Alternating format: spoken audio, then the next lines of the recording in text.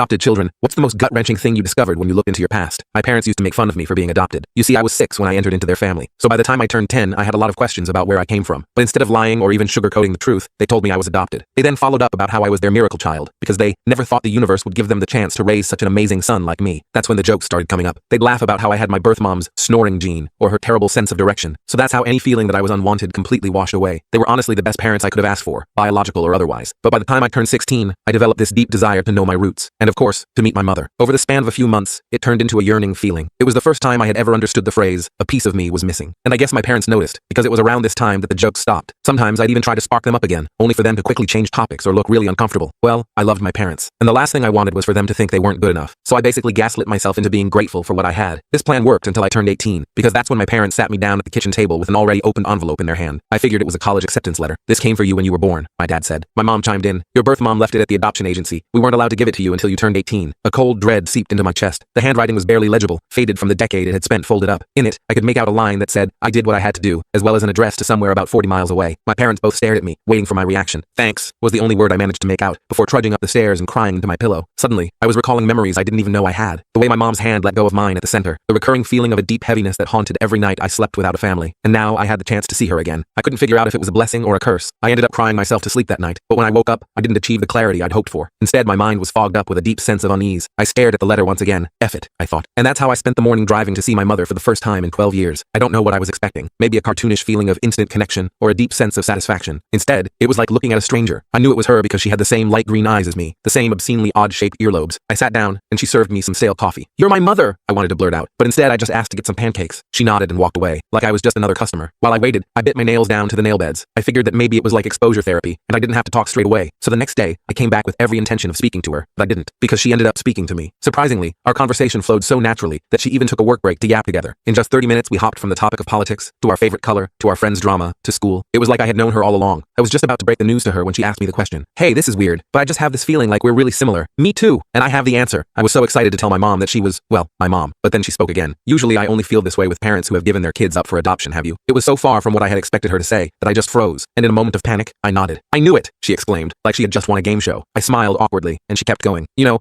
people act like it's this big heartbreaking thing, but honestly, I felt more relief than guilt. She took my silence as an invitation to continue. I know this sounds bad, but I never saw it as a person. It was just this screaming consequence. She then laughed so hard that she slapped her knee until it turned red. I felt bile rise up in my throat. So, did you leave a letter for your child? I asked, wanting to find out more. Yeah, but only because I knew he'd never actually come. By this point, I regretted ever wanting a family outside of mine. I put the letter on the table, watched her face drain of color, and walked out. I never even told my parents about it, but the next day, she called them in tears. But she wasn't for me. She was looking for money. The rest of the full story is on my channel and linked below.